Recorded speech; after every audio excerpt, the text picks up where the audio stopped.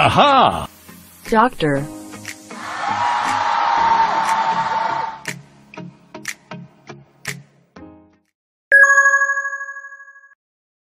안녕하세요. 산부인과 전문의 예진 산부인과 원장 오상현입니다. 오늘 시간에는 임신 중 카페인 섭취 세 번째 시간을 강의하도록 해보겠습니다.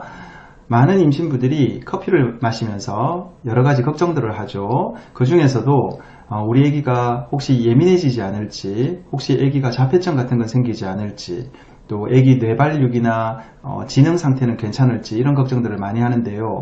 사실 카페인은 각성제라서 아기 뇌발달에 영향을 미칠 것이라는 생각들은, 또는 그런 걱정들은 예전부터 의사들 사이에서, 연구자들 사이에서도 많이 거론됐던 내용이거든요. 오늘 시간에는 그런 걱정들을 기반으로 여러 가지 동물 실험과 사람에 대한 연구들이 있었는데요. 그런 연구들이 어떻게 아기들에게 또는 태아들에게 뇌발달에 영향을 미치는지 한번 살펴보는 시간을 가져보도록 하겠습니다.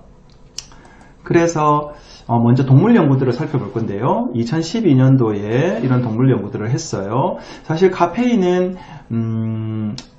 뱃속 아기에게 전달됩니다. 태반을 건너가서 뱃속 아기에게 전달되어서 특히 뇌신경 쪽에서는 신경 전달 물질인 세로토닌이나 도파민이나 아데노신 이런 신경 전달 물질의 시스템에 영향을 주어서 뇌발달에 영향을 주는 것으로 되어 있는데요. 동물 실험 같은 데서도 살펴보면 이 2012년도 연구는 병아리에서 일어났던 거죠. 그래서 알 속에 처음에 배아가 생겼을 때, 초기 병아리 배아에 카페인을 투여했을 때 신경 발달에 어떤 영향을 미치는지 이런 연구들을 했던 거죠. 결론은 카페인을 투여했더니 신경관 결손 기형이 생기고 뇌 중간엽 조직의 비후, 신경 능선세포의 모양의 이상, 그 다음에 신경의 신경 필라멘트가 발현이 감소되고 신경 수지 발현이 감소되더라. 신경 필라멘트가 감소된다든지 신경 수지가 감소된다든지 이러면 신경 기능이 많이 활성화되지 못하고 기능이 떨어지는 거거든요. 그래서 이 연구에서는 카페인을 많이 투여할수록 이런 부작용들이 심하게 나타났다. 별로 안 좋다는 얘기죠. 그리고 이제 2013년도 논문들을 살펴보면 카페인은 아데노신 수용체 기량제로서 역할을 하는데 쥐에서 투여를 했더니 태아 뇌발달에 변화를 시켰더라.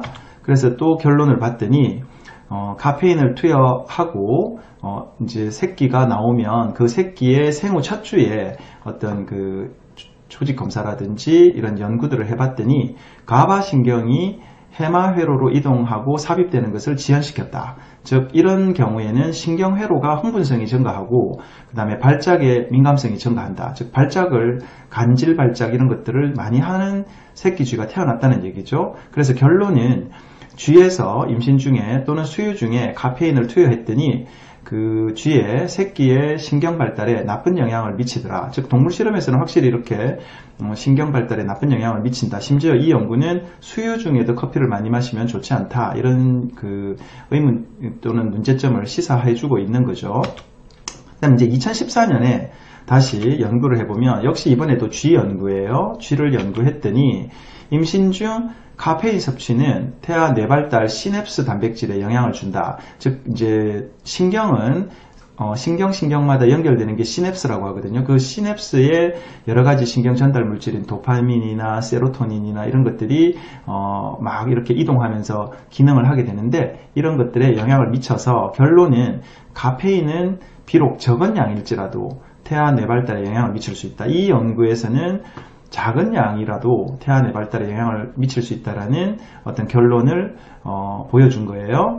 그래서 이제 이런 동물 연구들은 정말 또 이거 말고도 많이 있거든요. 근데 여러 가지 연구 결과가 나쁘다, 좋다 이런 논란이 되는 연구들이 있지만 제가 오늘 보여준 거는 나쁘다는 쪽의 연구들을 보여준 거예요. 어쨌든 적은 양이라도 좀 영향을 주는 것 같더라 하고 이제 동물 연구는 끝나고 이제 사람 연구를 해볼게요. 2012년도 소아과 논문에 발표된 내용인데요.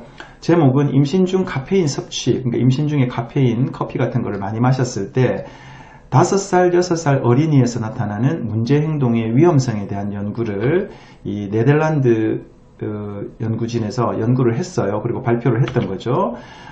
그래서 연구 방법을 살펴보면 이제 섭취하는 식이 중에 카페인이 들어있는 것, 커피나 차나 콜라 같은 것들, 이런 것들에 카페인이 많이 들어있잖아요. 물론 뭐 초콜릿도 있고 이러는데 이 연구에서는 커피, 차, 콜라 이런 것들을 대상으로 했더라고요. 그리고 임신 16주경에 설문조사를 합니다. 임신 16주 임산부에게 당신은 하루에 커피를 얼마나 마시나요? 차를 얼마나 마시나요? 뭐 이런 연구 설문조사를 하는 거죠. 그리고 그런 설문조사를 8,200명 정도에서 먼저 조사를 했어요.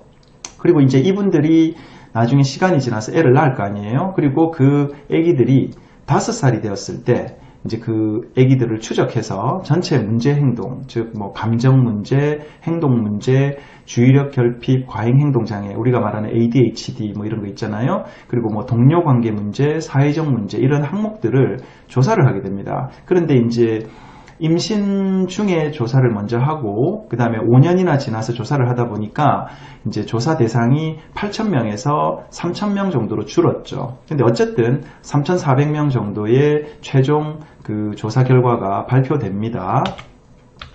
그래서 이제 이 연구에서는 4그룹으로 나눴어요. 이제 임신 16주에 카페인을 마시는 정도를 1그룹에서는 거의 안 마시는 그룹, 즉 하루에 85mg 이하, 이제 2그룹에서는 255mg 이하, 3그룹에서는 425mg 이하, 그리고 4그룹에서는 425mg 이상, 이런 식으로 이제 마시는 정도를 그룹으로 나누고, 이걸 뭐 컵으로 따지면 한 컵, 하루에 2컵, 3컵, 하루에 4컵, 5컵, 5컵 이상 뭐 이런 식으로 그룹을 나눠서 설문조사를 하고 이제 아기가 태어나서 5살일 때 여러 가지 이제 행동 문제를 조사를 했던 거죠.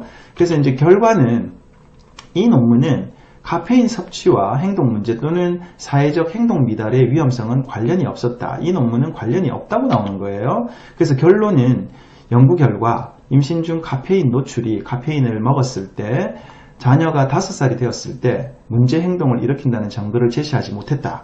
그래서 사실 이 연구 결과가 나왔을 때 커피를 좋아하는 임산부들이나 그쪽 커피를 지지하는 연구진들에서는 다행이다 이렇게 나왔지만 또 커피에 대해서 안 좋게 생각하는 그룹에서는 이 연구가 뭔가 잘못된 게 아닐까 이런 의심이 생기겠죠. 어쨌든 이 논문의 결과는 임신 여성들에게서 자녀의 행동 문제들을 예방하기 위해 카페인 섭취를 임신 중에 줄이라고 권고할 수 있는 지표를 이 논문은 제공하지 못한다. 그래서 이제 한편으로는 다행인가 라고 생각하지만 항상 연구라는 것은 완벽하지 못하거든요. 그래서 이제 이 연구를 또 반론하는 그룹에서는 뭐 조사 대상이 3,400명 정도로 너무 적었다. 그리고 행동 문제 같은 걸 조사하는 어린이의 나이가 5세로 뭐 설문조사라든지 뭐 그다음에 그 행동 문제를 테스트하는 정신과적인 그 어떤 테스트 항목들이 있거든요. 그런 걸 5살, 6살 어린이가 어떻게 수행을 잘 하겠느냐 뭐 이런 식으로 이제 의문을 표시를 하죠. 그래서 또 그 다음 연구가 또 발표가 돼요. 2017년에 이제 이런 연구가 발표되는데 임신 중 산모 카페인 섭취와 이번에는 11살의 자녀에서 이렇게 관찰되는 행동장애를 조사를 하는 거예요. 그래서 이 연구의 목적은 임신 중 커피와 차를 통한 카페인 섭취가 자녀의 행동장애 사이에 연관성이 있는가 하고 조사를 하는 거였어요.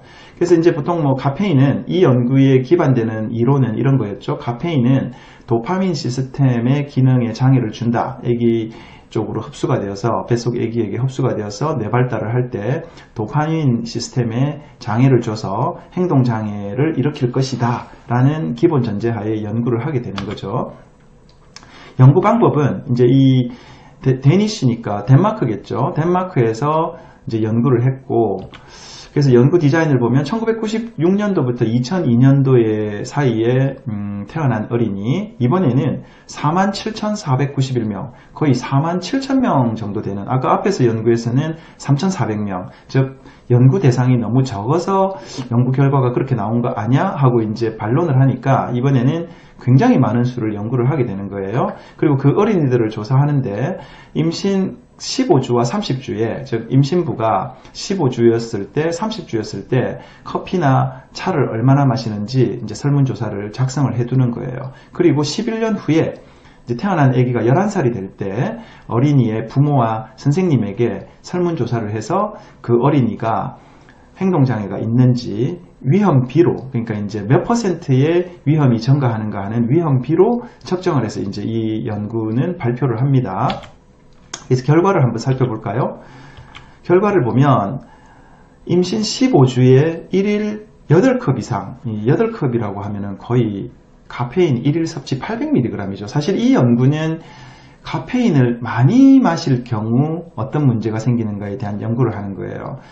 그래서 카페인을 8컵 이상 커피를 마실 경우에 위험비를 다음과 같이 나타냈다. 즉 주의력 결핍 과잉 행동장애, 즉 ADHD의 비율이죠. ADHD가 47%나 증가하더라. 즉 8컵 안 마시는 그룹하고 비교를 하면 이렇게 47%나 이런 ADHD의 위험비가 올라가더라. 그 다음에 행동 반항장애 이런 경우도 한 20% 이상 올라가고, 그 다음에 기타 정신질환 이런 것들이 한 23% 올라가더라. 그리고 이제 이 연구는 커피뿐만이 아니라 차, 뭐 녹차 같은 경우에도 한 그 티백에 보면 한 40mg 정도의 카페인이 포함되어 있잖아요. 그래서 15주에 1일 8컵 이상 마셨던 그룹에서는 이제 아기가 태어났더니 11살에 불안이나 우울 질환이 한 28% 증가하고, 뭐 기타 정신질환이 한 24%.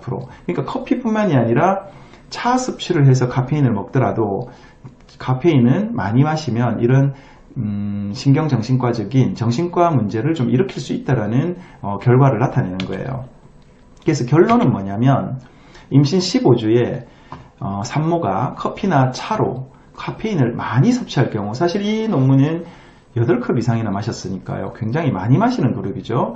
그래서 많이 마실 경우에 11살 자녀에서 이제 11살쯤 되면 우리가 앞에서 그 소아과 논문에 실린 5살, 6살 어린이는 사실은 어린이니까 좀 많이 어리니까 뭐 집중력도 잘 안 될 수 있고 뭐 또 행동이 통제가 안 될 수도 있고 이러지만 11살쯤 되면은 사실은 초등학교, 우리나라 나이로 보면 초등학교 한 5학년 정도 되는 나이니까 사실은 뭐 학교 선생님이 통제를 한다든지 규칙을 지킨다든지 이러면은 충분히 그것에 순응할 수 있고 또 정신과적인 항목들을 수행할 수 있는 능력이 있다고 판단을 하는 거거든요. 근데 이제 이 11살 자녀에서 행동장애와 연관성이 좀 있더라, 관계가 있더라, 이렇게 이제 발표를 하는 거죠. 그리고 이 카페인 노출은 태아 내와 그 다음에 태어나서 행동장애에 대한 프로그램에 영향을 미칠 것으로 추측한다. 그리고 임신 30주보다는 15주에 더 예민하다. 즉 초기일수록 카페인을 많이 마시면 초기 뱃속 아기한테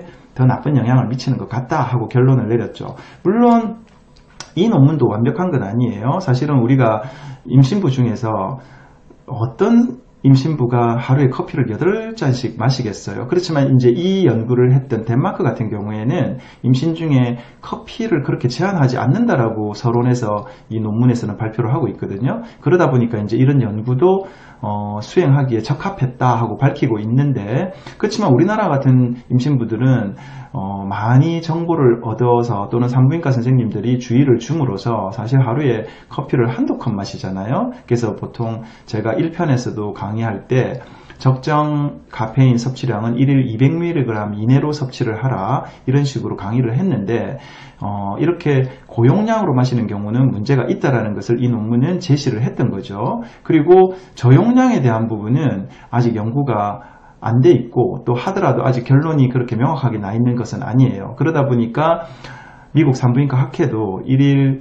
200mg 이내의 카페인 섭취는 안전하다. 우리나라 뭐 식품영양 협회나 이런 데서도 뭐 그 정도는 괜찮다 이렇게 발표를 하고 있는데, 동물 실험에서는 앞에서 살펴본 것처럼 비록 적은 양이라도 태아 내에 영향을 미치는 것 같다라고 했기 때문에 제 강의를 듣고 임신부들께서는 카페인 섭취를 좀 줄이도록 행동하는 게 좀 더 현명하겠죠. 뭐 200mg을 맞춰서 드시는 분도 있겠지만 제 개인적인 생각으로는 좀 더 적게 먹을수록 좋은 것 같다. 이게 최근 연구의 트렌드니까 그런 그 연구 결과의 바탕으로 여러분들도 카페인을 많이 섭취하지 않도록 노력하시면 좋겠습니다. 감사합니다.